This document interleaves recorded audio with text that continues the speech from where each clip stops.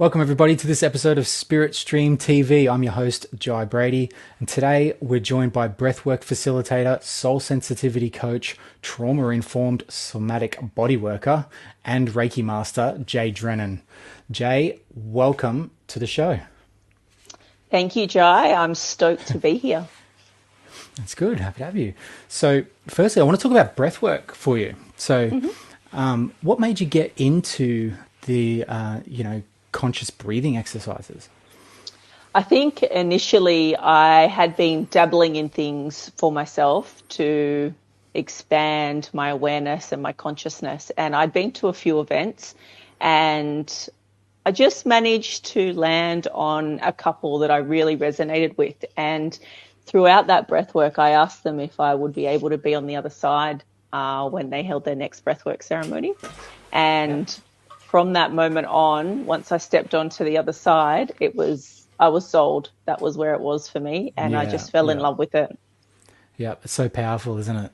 It is such a beautiful modality.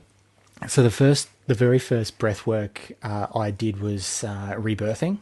Mm-hmm. So I did it up in Yandina, I believe it was.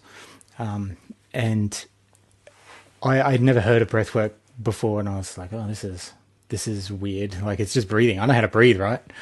Obviously I didn't, but it was a lot of talking on how to do it right. And I'm like, I'm pretty sure I got this. And obviously I didn't have it because they kept coming around saying, you need to do it like this and keep it up.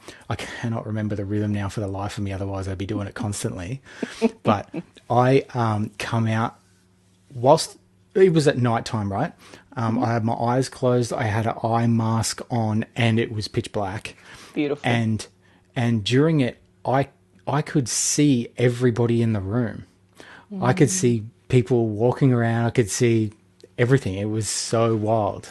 Yeah. But in saying that, you are super connected. So not everybody has that. So you're very lucky to have that. This was a long time ago, though, and I didn't really feel that connected. Oh, that's super interesting. Yeah, so I think it helped bring on that connection, and there's been a few times since then that it's happened as well. Like, I'll close my eyes and to go to sleep, obviously, and I'll still see everything in the room, and I've got to close my eyes tighter because I'm convinced that I haven't closed my eyes yet. Like, it's so wild. Love that. I love that. Oh, it's trippy. It's trippy. Yeah. What's happened for you? Has there been any cool stories, like maybe with your facilitating or stories that you've heard in regards to breath work? I think for me, the wildest journey I ever had was when I was learning breath work, and I was at a retreat for 5 or 6 days. So we were all deeply connected and super grounded and very open in these ceremonies that we were having, that I actually had a moment where I connected with my mother-in-law who had passed.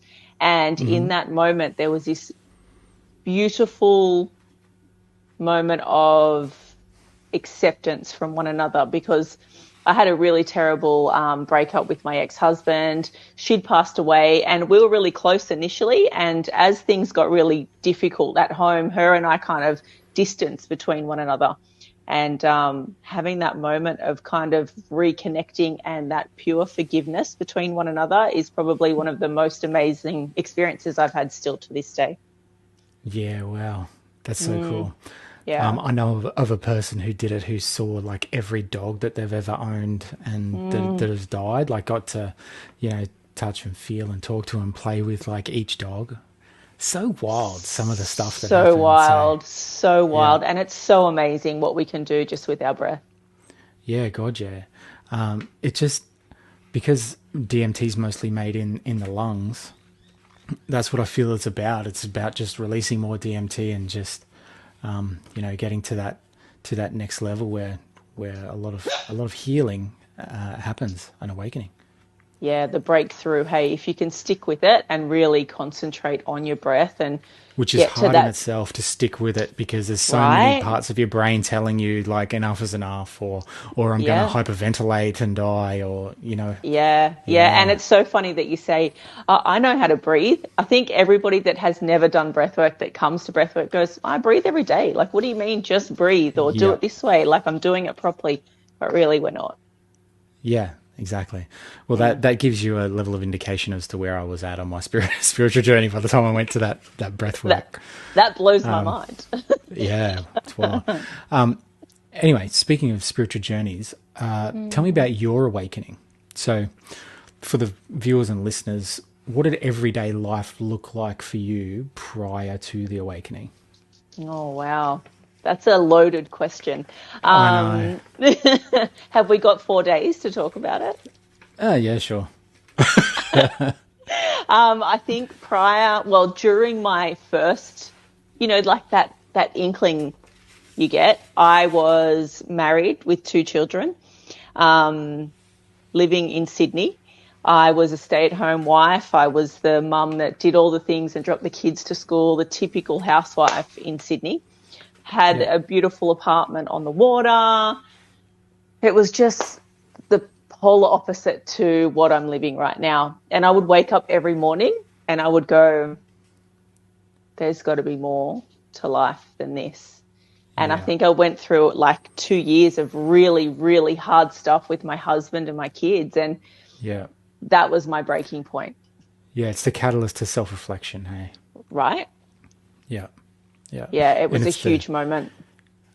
switching from being a victim Mm, effectively mm. to being the creator and realizing that only you can do it. That's effectively the beginning. At least that's what it was for me anyway. Yeah, I completely agree. I also think, though, in that moment of having those awakening moments, there was still a stretch out of playing the victim, though. I played the victim for a good 2 years probably after that with everything that was going on. But there was just like little bits more that just kept opening and opening and opening. And it just turned out to be the most amazing journey, even though it was horrible. It was Yeah. terrible. I would never take it back. Mate, it's horrible. The awakening process in itself can be horrible for a lot of people, Yeah. in my opinion, and that's because when you start waking up to everything, right? Mm. And then it's a very short shift to being down a rabbit hole that is very, very difficult to get out of when you start to know all the quote unquote lies and corruption in the world, and everything, Absolutely. like that everything is false, you know. Absolutely. And then what's worse is if you stay down that rabbit hole, your thoughts create your reality and move Mm. you on that timeline anyway. Mm. You know what I mean? Which is why I always say it's so important to have that support, Yeah. to have like-minded people that you and I might not have necessarily had in those, Mm. in those developing stages, Definitely not. which is the whole purpose of this platform. I love that. I love that. I think it's super important to find. I know, like, people put a lot of pressure on this, but I think it's super important, like you've just said, is to find the people that are on the same journey or ahead of you in the journey to like guide you through and call you forward. Otherwise, it's really easy to step back and just allow life to happen to you. Oh yeah, yeah, absolutely, Yeah. and be that victim again. Mm. You know what I mean? Yeah, Yeah. and then you're just going nowhere with a different coloured shirt on. Exactly. Like, Right. But it's really hard. I don't know many oh yeah, people it's that have so hard. gone back though. Like once you see it, I don't Yeah, know once that you you see it, you can go can't unsee back. it. Yeah, Yeah, yeah, yeah. yeah. Okay, so how did that lead into what you would call a soul sensuality coach? Um, I think it has been something that has been within me forever. And I Mm-hmm. was too afraid to step into this. And from where I've come from with my parents and my parenting that I've had and the husband that I had, um, I feel like I really repressed who I was as a woman in particular. I wasn't in touch with my body. I wasn't in touch with my sensuality or my sexuality. And it was just a slow progression in coming back to me as who I was when I came into this world without all the stories. So as the layers unravel, the more sensuality and sexuality shines through. So I think for me, becoming this for other women because I've done it now and I'm here. It just seems like it's the way to go because I can show them how I got here. Yeah, yeah. I believe it's really important because it shines of authenticity, and for you on your timeline, that is what being authentic is. And for some people, not all people, but some people would certainly resonate with that. As they're unraveling in their spiritual journey and becoming more sensual, etc. But yeah, absolutely, authenticity is the key. Yeah, I completely agree with that one. I think that's the big difference in the world that we're in, and I think in majority of the world, right? There's so many parts that people can play almost, Yeah, to yeah, put it like that, and the authenticity is lost and the integrity is lost. So yeah, it's just difficult to kind of narrow down. Well, I guess you can feel it. It's like a feeling in your body to know whether someone's integral in their work or true in their work, yeah, yeah. which is Absolutely. important to me, which is one of my highest integrity points, I think. Yeah. Any cool or funny stories to do with you being a sensuality coach? No, I wasn't sure if we were going to go here or not, Jai. Yeah. Well, maybe your life and not clients' lives. Yeah. I do have a pretty saucy story. Okay. I don't know that many people are aware of it. I've shared with close friends and family, and they think it's hilarious. So it is a pretty good one. I'll share it with you.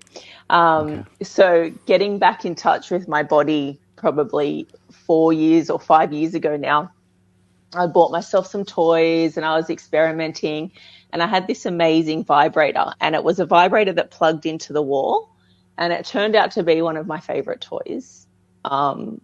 And Yeah. it was a rainy afternoon. I was like, oh, I'm going to go and have some fun. So I set it up beautifully and I did all the things to make it a little bit sexy and sensual. And I plugged the vibrator into the wall. And when I did, I actually electrocuted myself. Hey, okay. So it. so, wow. So it had a cord, right, from the wall. It's not one that just plugs It's straight into the outlet.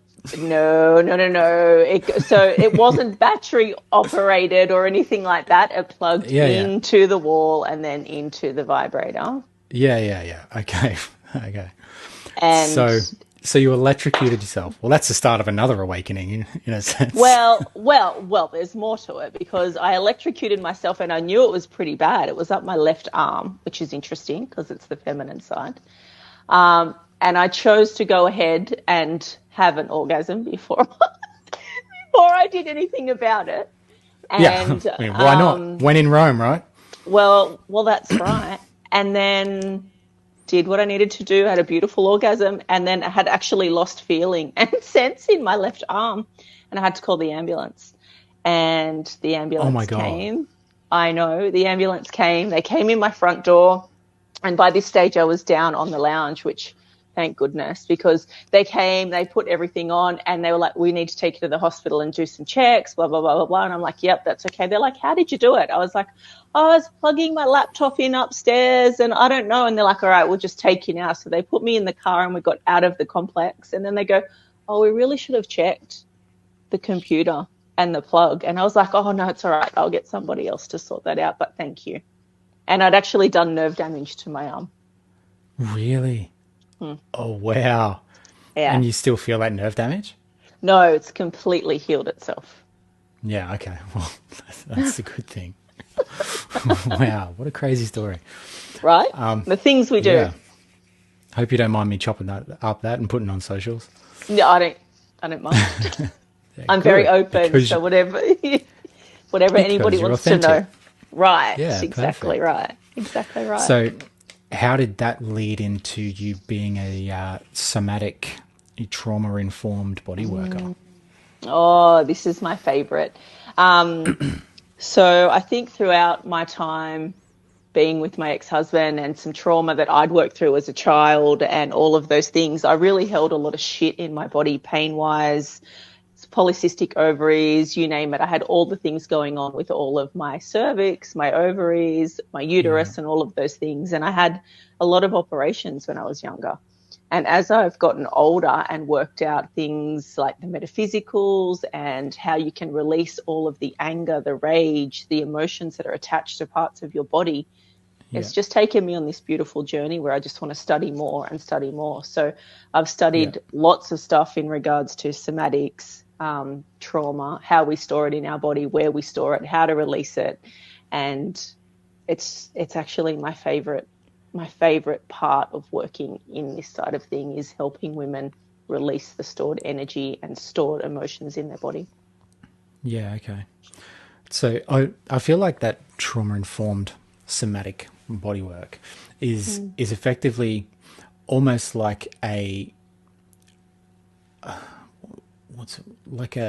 hack to like shoot through the layers and release them quickly. I wouldn't say quickly, could be pushing it a little bit. There's definitely a lot of work to it, and but I mean quicker than lifetimes. 100%, 100%. And it's such a beautiful modality, I want to call it, but I know it's more than just a modality. A beautiful thing to be able to use to just slowly unravel and remove things out of your body. And to be honest, since I've been doing this work, I feel like I've healed my body internally. Yeah, good. So how do you see those traumas in clients, or do you see those traumas in clients? Yeah. Like, I'm talking clairvoyantly, I guess. Do you see them as pictures, or do you know them, or hear the actual trauma? Or for me, I feel it somatically in my body. And I can also see when we're in a session how their body responds to what I'm saying or how I'm guiding them. It's once you can see it, it's the same as the awakening, right? Once you see it, you can't not see it. And it's just minuscule details. Yeah. But you can definitely but it's enough. see it. It's everything. It's enough. Yeah. I know that it would be pretty hard to be a feeler or an empath doing that because of the traumas you feel as well. And firstly, recognizing that they're not yours. Like, why do I have the heartache? Why do I have the back pain? Why do I have the, did I sleep wrong last night? Oh, no, it's them. Like, they will be constantly reminding. Yes. Yeah. And you would be very aware of this because you do similar stuff with your work, is that once you work out what's yours, there's a big difference between yours and theirs. Oh, man. I did a live group healing not so long ago on, I believe it was Facebook, and there was, I don't know, probably like 100 people there or something, right? And it was just an incredible night, and it was a long one, did all the energy centers, etc. Forgot to cut the cords and went to bed and woke up feeling so sick the next day, had all sorts of issues, everything was hurting. I'm like, what is wrong with me? And it was a good 2 hours of me just being in victim mode going, what? My life is ending. And then I realized, I forgot to cut the cords last night. I was too energized and excited by the live. And as soon as I cut the cords, it all stopped. It was fine. Yeah, I think that's a beautiful point to bring up too, is because so many people in this industry, I did at the beginning too, you forget how much your body really absorbs and how you have to spiritually cleanse yourself before and after. Always. It is like one of the most important things to do. Otherwise, that's what happens, right? Oh, without a doubt. Without a doubt. Yeah. So I assume that you combine all those modalities, and also, sorry, you're a Reiki master as well. I sure You am. combine all those modalities when you're doing your healings as effectively a natural progression, I imagine. Yeah. Yep. Yeah.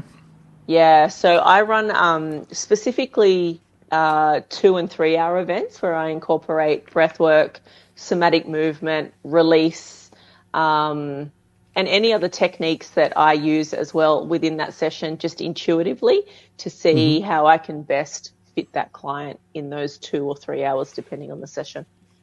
Yeah. And I believe you've got a 12-week course or a 12-week program that you've got. Do you want to tell us about that? Yeah, so the program's called The Journey Home. And again, it's one-on-one support for 12 weeks. It includes access to me ongoingly for 12 weeks, Zoom calls one-on-one, and also breathwork, rage release, and some other somatic movement and sensuality pieces throughout. And it's a journey of from where you are now, bringing you home to who you were before all of the stories, the paradigms, and all of the external shit hits your body and your mind. Yeah, cool. So I assume you've had like a lot of people go through, because obviously what you do is pretty important. What are some of the I guess testimonials and results that you've seen from your clients? I think the most predominant one is, for some reason in our world, not for some reason, we know why, there is so many good girls and good boys that have been brought up to do as they're told, not speak their truth, live in fear pretty much of what you should be doing.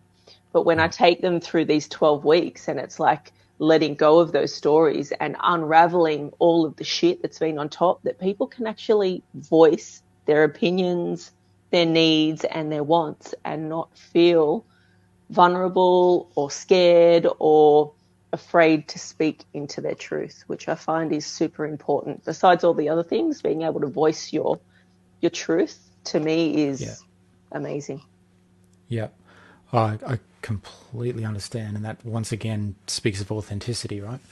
So I remember in my awakening, shortly after, I was speaking to a coach and trying to unravel some things in childhood. And they said, so what type of, what issues have you been through in your childhood? I said, no issues. I had the perfect upbringing. We never fought. We never, it's completely normal. Like never a problem. And she said, what's so normal about that? What's so good about that? I'm like, well, shouldn't it be? And she's like, no, because you haven't got the skill set to cope with when those things come up in life, because you hadn't dealt with them as a child. And I'm like, boom. Like, yeah, yep. And it's just those small things, right, where people can point things out and you just go, whoa, that's amazing. To have someone in your corner for 12 weeks that can just point those little things out is mind-blowing. Yeah, absolutely. All right, look, so thanks obviously so much for joining us. I'd like to have you again on the show in the future if you've got more to talk about, because I feel like we're only just scratching the surface, really. I'd love to. So how can, I know I've got your handle down there, but how can, prospective clients, how can they reach out to you? What's the best way for them to reach out to you? The best way is through Instagram, definitely through Instagram. That is my main contact for everybody. I do have a Facebook page as well, but Instagram is definitely your best way to find me, which you do have the details there. Yep, just at Jai Drennan. That's me. That is me. All right, perfect. Well, thank you so much for joining us again, Jay. I really appreciate it. Thanks, and Jai. thank you, viewers, for tuning in, and we'll see you for the next one. Love and light.